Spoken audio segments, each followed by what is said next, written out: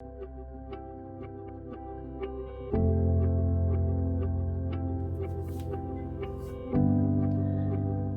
thought it might be fun to show you how I do the palette play inside of my sketchbook. What you need for this is some magazine art, whatever sketchbook you're using, tape, pencil, ruler, scissors, and your paint. And we're ready to go. It's that easy. Oh, and don't forget your brush. So let me show you what we're going to do.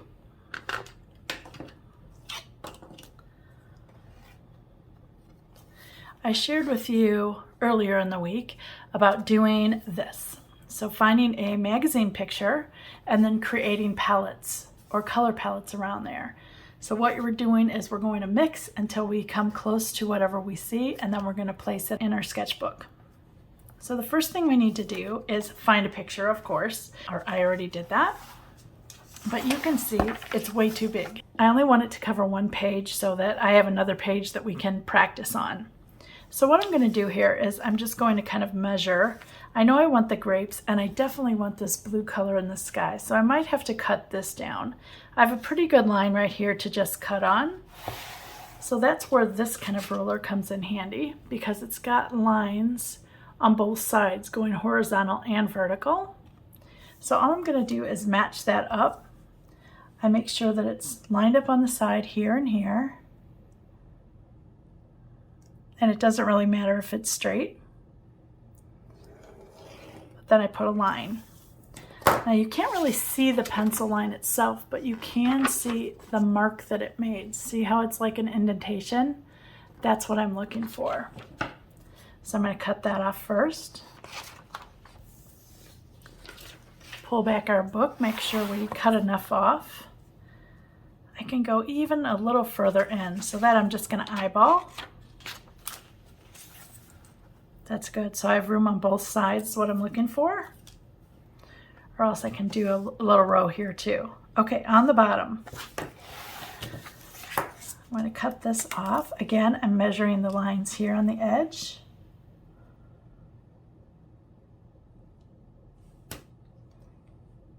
Holding everything in place and making a rule. Now I'm going to cut the top off. Now I've got to cut some of this out here. So I'm just going to make a line.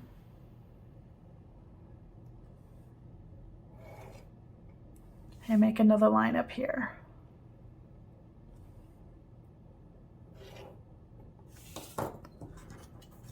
Cut on both of those.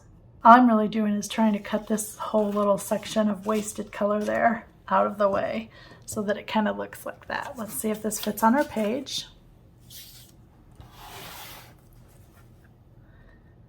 I need a little bit more cut off, so cut a little bit more of this off, eyeball it.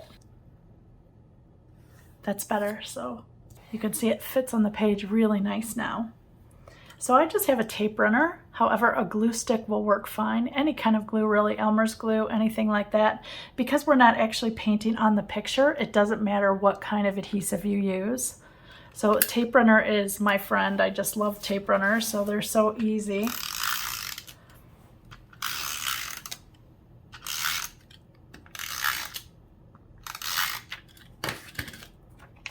And I'm going to pull mine this way so I have a little bit on top and bottom this way.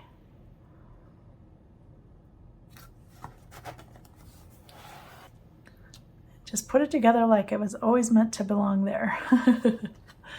No one will know but you.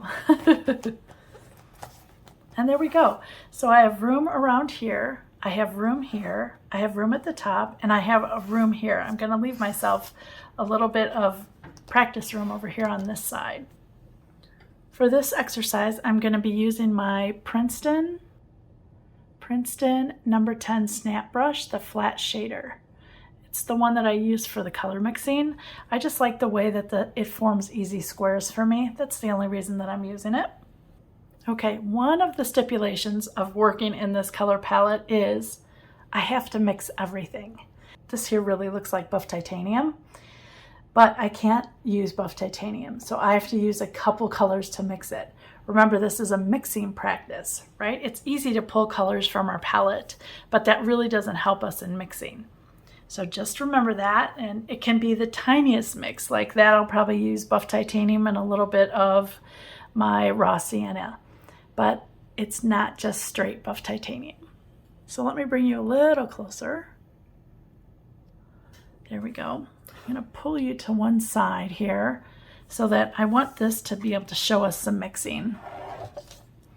I'm just using my regular palette that I've been using for the last 3 years. I did a whole color chart on this.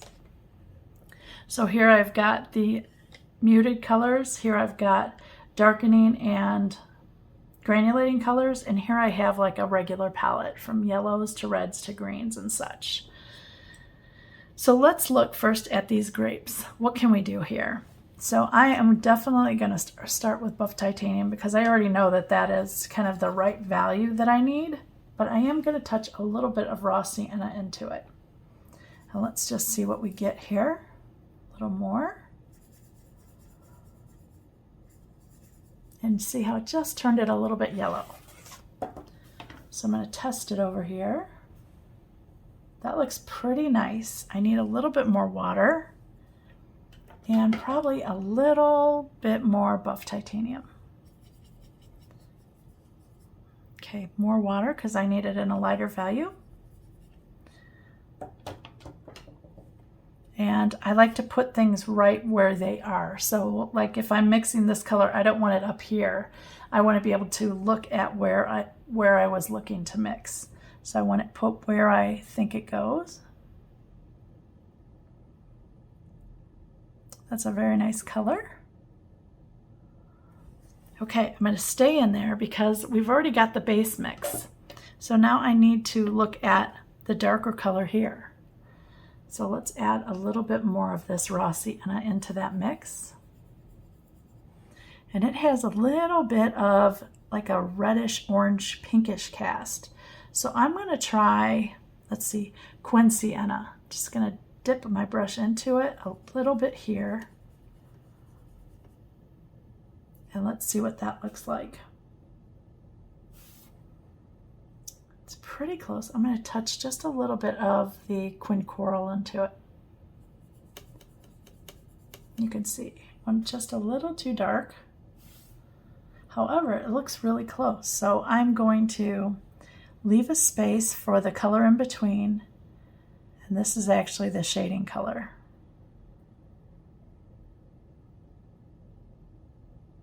So see how that mixes in there? You can see it really well. Okay, we're going for that yellow in there now. So let's look at this raw sienna color here. And I think I need a little buff. I think that's a little too strong. Let's look over here. It's pretty close. Let's put it in there.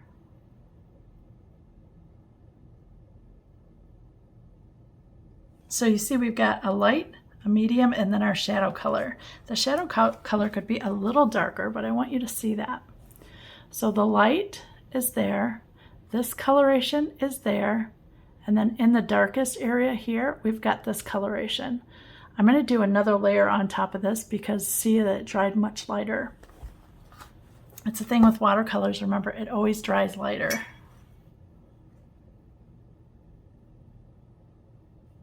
Now we've got almost a dark, like brownish red right in there. I want to try to get that too. I try to do 3 to 5 values in one area if I can, especially because these grapes have so much, just like these red grapes. Now up here we might have a little problem finding 5 values, but the more values you have, the better, the clearer you're going to get with what this should look like. So I'm going to start with the yellow base, and then I'm going to mix that sienna into it. A little bit of the Quin Coral. I want to have a look at that. I think I need just a little bit more brown. Let's see that. Yeah, I think I need a little bit of sepia in there.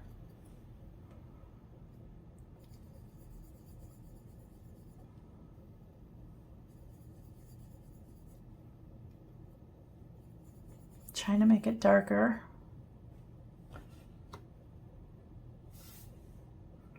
That's pretty nice. I'm going to do that color.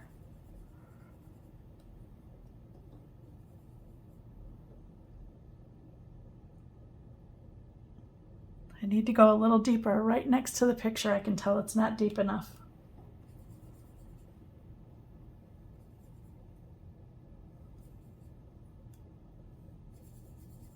That's a much better color. Oh yeah, that's nice. Add it over here too, just so that I have track of the colors and how we mixed them. And that's probably going to dry a little lighter, so let me add just a touch more sepia in there. Much better. Again, add it to my book over here. Okay, I like that. Now you can tell that those are the grapes by looking at where they're placed, and you can see the colors there. I like that a lot. So while we're on this side, let's look at this airplane here. If you are new to color mixing, you could also write what colors you're using for each of these mixes, if that will help you figure it out later. I've never been one to really write because I know that I mixed it once. I can probably mix it again, especially if I know what palette that I used. And since I've been using this palette for the last 3 years, I'm pretty familiar with what the colors will do for me. So we have this little airplane back here, and I want you to look at this airplane. You can see that it's got like a purplish cast to the body, and you can see the wings almost look pink or coral. And then we've got the really dark wheels. So I want to try to get those 3 values in there. So for mixing the plane, let's start with that gray color. And I'm going to look at my palette here, and I know lavender is a very great color. And I know I could do lavender and white, but this color looks a little more on the red side than the blue. See how blue this looks? So let's add a little bit of lavender here.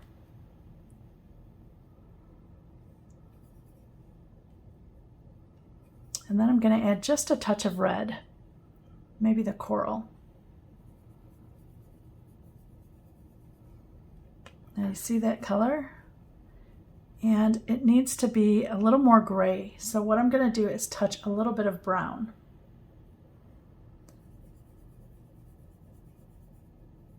That's a pretty color. I know it doesn't look that pretty, but trust me, it's pretty. That looks really close. I'm going to go ahead and put that in there.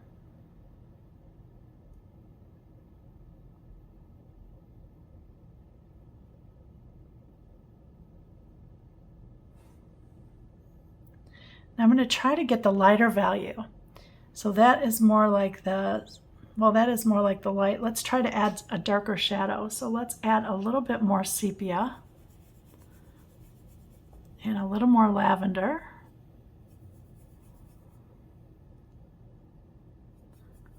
And then a little more coral. Just trying to get it to be a richer color.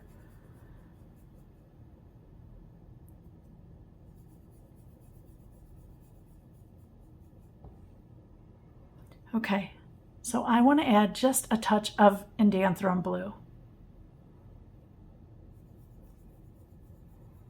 It's too red of a color right now because it's in the shadow areas. I want it to look nice and dark.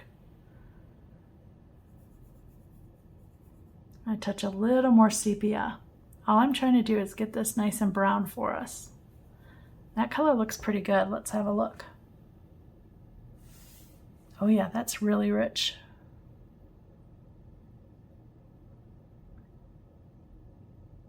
So you see how the blue really deepened that a lot. It allowed us to experiment and get us darker than the original color. If we wouldn't have had the blue, say you were starting with a different color here, if you were starting with like a French ultramarine blue, you probably would not have had to add that darker blue. If you had a Payne's gray, that would have been great too. Okay, we have the wings now, and they almost look like a corally color. So let's just try coral by itself. And a little bit of buff titanium. Let's look at that. You can see it's a little on the pink, but let's add water and see what happens. Remember, to make something lighter, you just add water and watercolor. If you're mixing this in acrylics or gouache, then of course you would add white.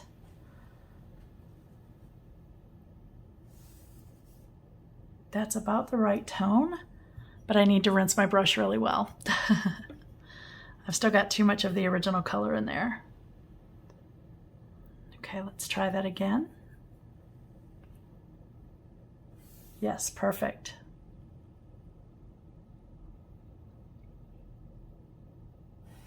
See how close to that it is? And there's a little deeper section in the back here as the shadow. So I'm going to add just a touch of orange, and I want to see what that does to it.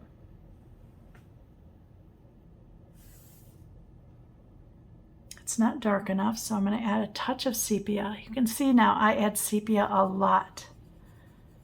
It's my darkener. It's the color that I go to all the time to deepen something. Okay, a little more coral. It just seems too brown right now, so I gotta get it back to that corally color. That's better.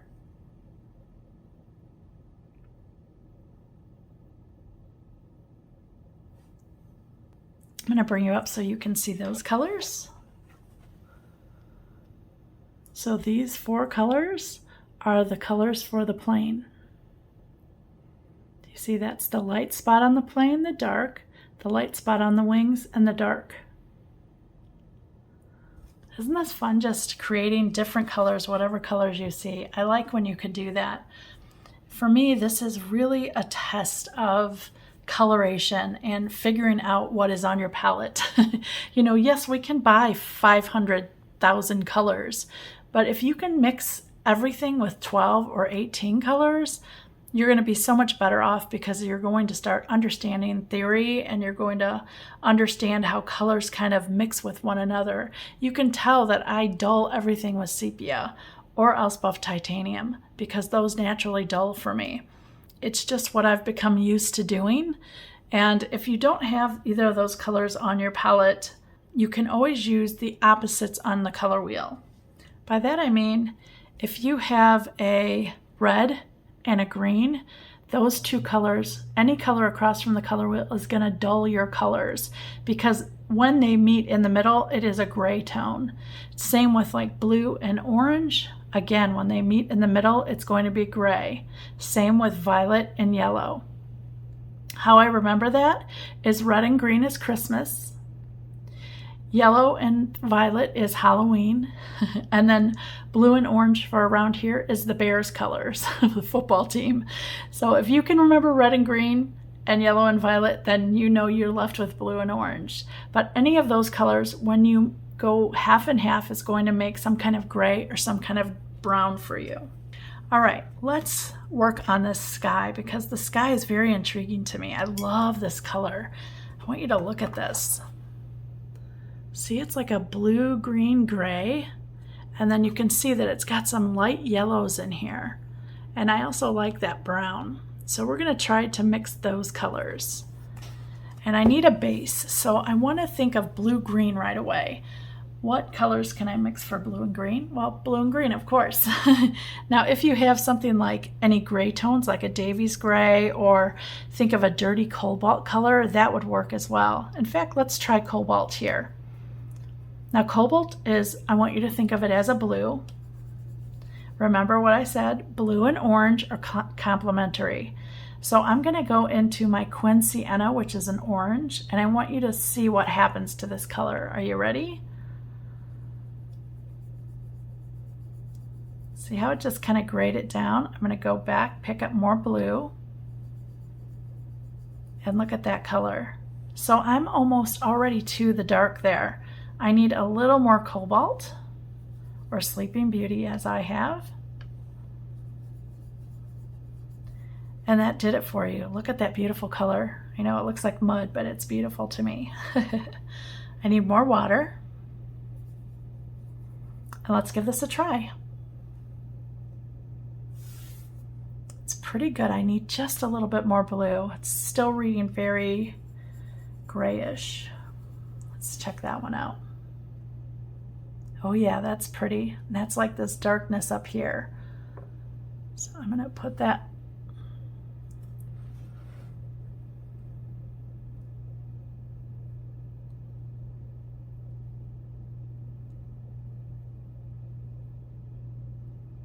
That's a pretty color. Now you can see this one had more yellow. But before I try yellow, I'm going to go into my buff titanium and see what that does. Because the buff has a little bit of yellow in it.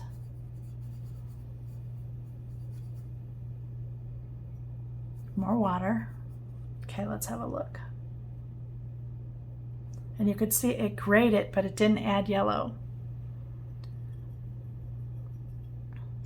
So what yellow do we want to add? I'm going to try this Hansa yellow medium. Now usually yellow and blue make more green. You can see that that made more green. Now I'm going to just mix it all together and add a little bit more of this cobalt because that's where we started. Okay, I need to dirty it up. Do you remember what color we added? What's the opposite of blue? Orange. That's right. Quin sienna it is.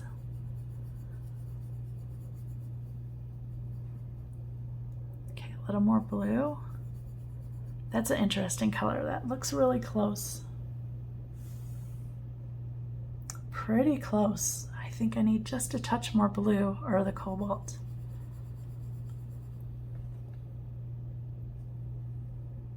Nice. It's got the hint of yellow, which makes it a little greener in coloration. And you can tell that's just a little too green for that. So while it's still there, I'm going to mix just a touch of orange to it.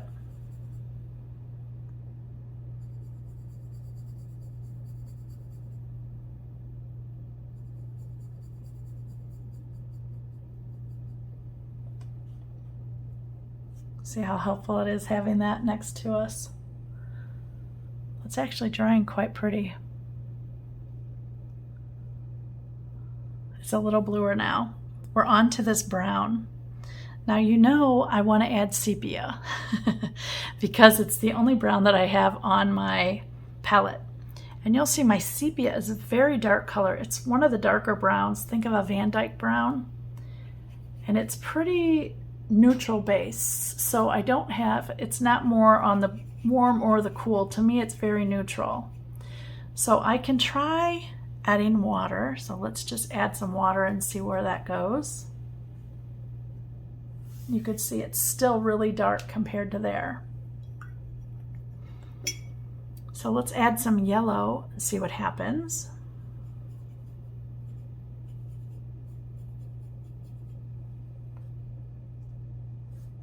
That's really close.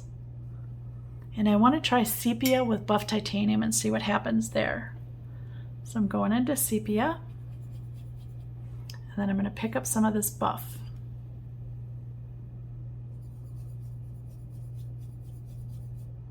I need some water.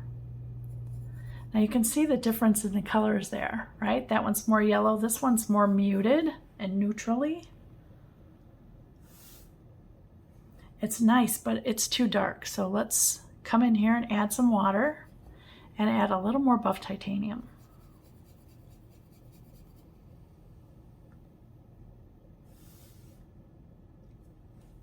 I actually think the yellow's closer. So we're gonna do sepia with the yellow and lots of water. Remember, that's a fairly light tone.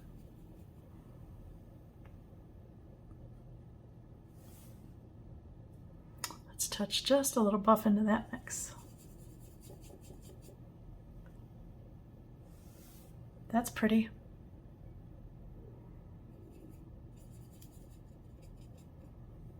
Really watery.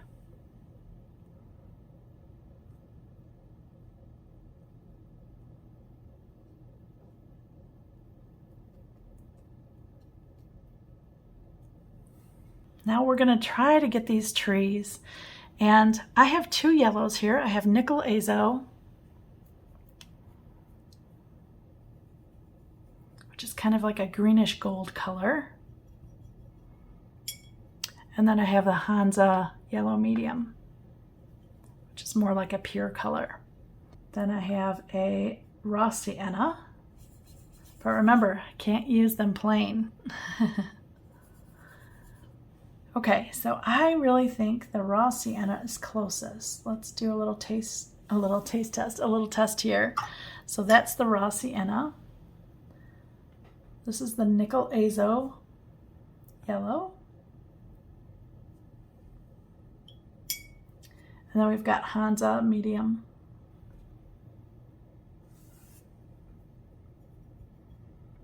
So in my book, looking at this here, so in the brighter area, I would start with the nickel azo. In this more dark area, I would probably start with the raw sienna. Now we need to dull the raw sienna down. Here's a test for you. What is across from yellow? I'll give you a hint, Halloween. That's right, violet. So let's look at what raw sienna does.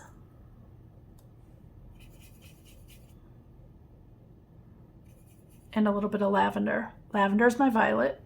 If you don't have lavender, you can mix red and blue. Let's see what that color does. That's really quite nice for in here. I think that's good. Make it a little stronger here.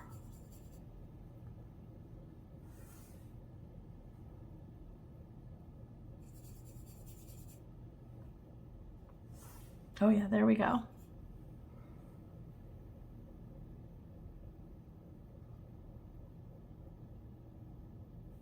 Okay, now we're going to go to where that yellow green is.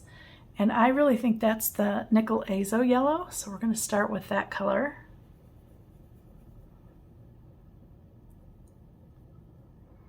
And we're going to add just a touch of green. And it's the lighter green, so I'm going to go into my serpentine. I've got Serpentine Genuine here. Let's have a look at what that color looks like. That's a beautiful color. That's actually one for down here. Let's see. Yeah, it's pretty close. So I'm going to just put that here. While I've got it mixed, why not take advantage of it? Okay, back to up there now. We need it more yellow. So the opposite of this green yellow would be red. So I'm going to touch a little bit of coral into it and dull it down just a little bit. Let's see what we have. It took away the green. You can see how it's more brown now. So I'm going to introduce that green again. Oops, right there. Let's have a look at that.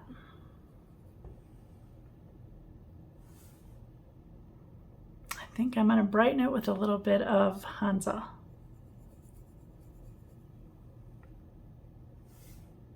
Yeah, that's a nice color.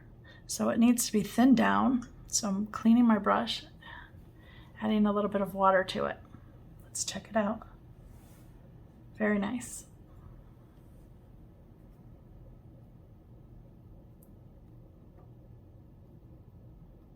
I'm going to bring you up and show you those. So we've got the brown here, we've got the dark blue here, we've got this lighter green here, this is the darker side, and then this is this part in here. And you can see it's a little bright, but it's okay with me. If I wanted to dull it, I could just touch a little bit more of the raw sienna into it. I'll show you that. So here's the raw sienna.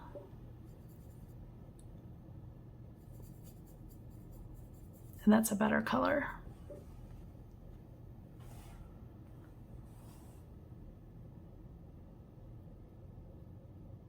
Just took away that green just a little bit. Okay, I want to get to these grapes because these are different color grapes and we've already established some green. So let's look at these grapes. And you can see that they're very pink, almost like this pink here. And then they've got some really deep colors in there. So what pink do we have here? I've got shell pink, which we haven't used. And let's touch a little bit of coral to that and see what color we come up with.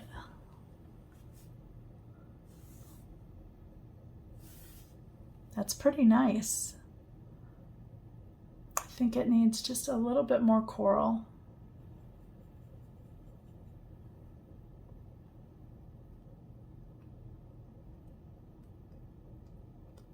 For the shadow there, we're going to go with the coral first. And it looks like a little more brown, so I'm going to add a little sepia to that. And let's see what happens.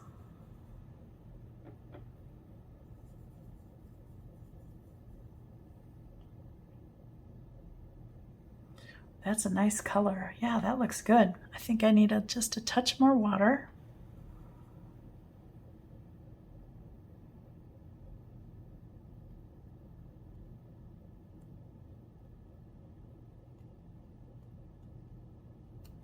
Then we've got these. They look like darker grapes here. They look like almost the same color as the plain. So I'm going to start with lavender.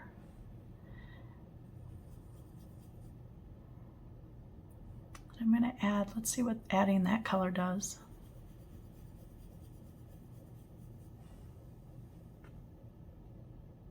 Well, that made a nice color, so let's do that. So that was Quin Coral, a little bit of lavender, and a touch of shell pink. Now the shell pink is an opaque color. I need more lavender. And I'm going to touch a little bit of brown. Let's see what that looks like.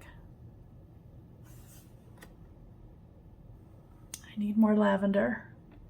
So I'm looking at the color, and the color seems too bright. So whenever my colors feel too bright, I am reaching for the muters over here. So I would reach for the buff titanium or else the lavender for sure, or else a little bit more of the shell pink even. But let's see what the lavender does here. I think it needs just a touch more brown too. It's kind of a colorless color over there. Let's see what that does. More lavender.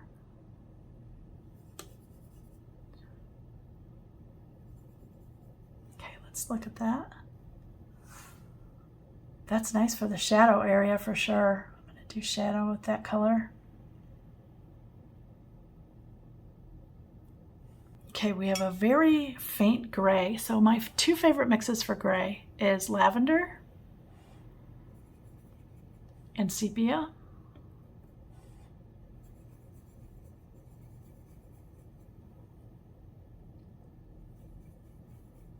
See that incredible gray right there? It's one of my favorites. That's the perfect color. I'm going to put it in there, but then I'm going to make a lighter value.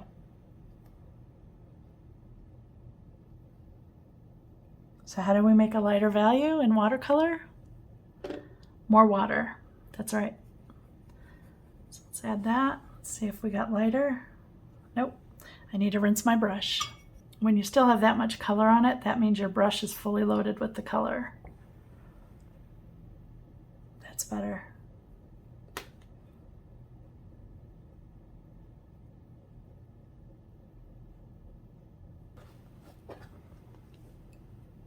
So these two colors, well, the three colors actually, are the little grapes in here. These two colors over here are this shadow color. Look at how pretty that shadow and that light is. That's really beautiful. And I like that they are different. So look at these two colors and look at these two colors.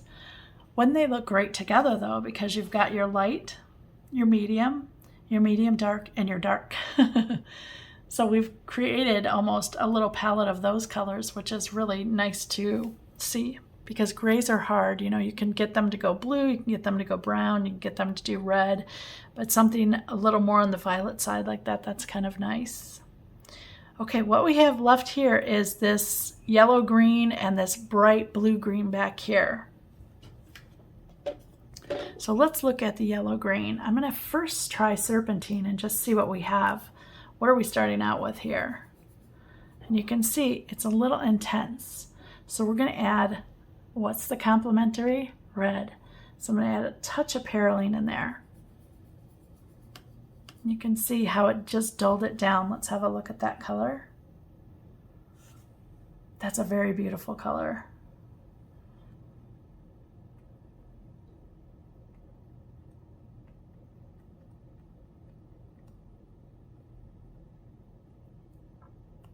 Let's go for this bluish color back here. So I'm going to start with Indanthrone.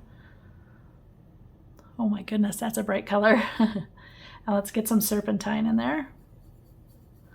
Let's have a look at it.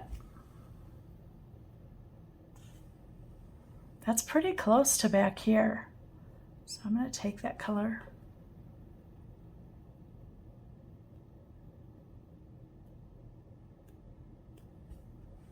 Let's do this. It's like a muddy over here. It's a muddy yellow green. So let's again start with Serpentine. Serpentine's been really nice to us so far. I need more water. Let me touch some of that raw sienna in there just to turn it a little more yellow and muddy. And do I want to try red or do I want to try sepia? Let's try sepia first. You can see I got way too much sepia. So let's add a little bit more Serpentine. Look at that color. Let's see what that does. That's a nice color. Put that in there.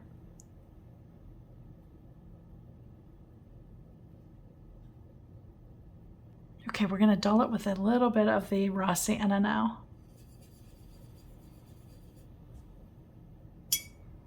I'm going to actually touch buff in there and see what it does. See that? It just kind of muddied it a little bit.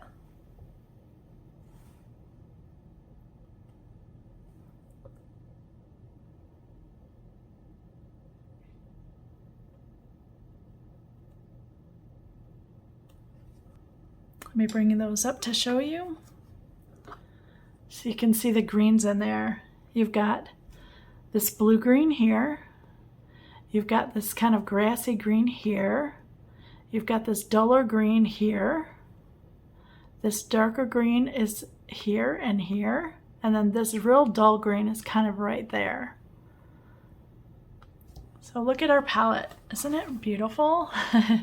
And this is what I mean, that it's just so much fun because you're testing your skills. And whenever you can test your skills on mixing and what you're doing, I think that you become a better artist.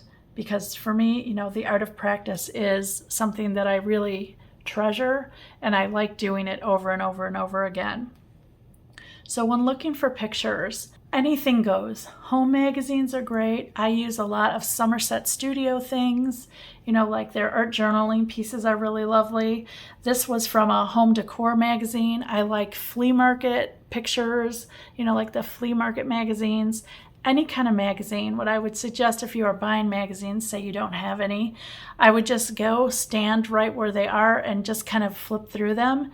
And my thing is, if you can get 7 to 10 pictures out of one magazine, it's well worth it for doing this. And you know, I have the other half of this picture too. So I have this side, you know, that now I get to play with whites, and I've got more of the greens here. I've got a really weird blue. Remember, that was stuck over here on the side. Don't just throw this away because it's another opportunity, or else you can use the back. It's just one more way that we can use it over and over and over again, and it gives us a beautiful result. So I hope you had fun learning about palette play and what the benefits are. And if you were inspired by today's color mixing play, please like, subscribe, or leave me a comment. I would really appreciate it. Thanks so much for watching.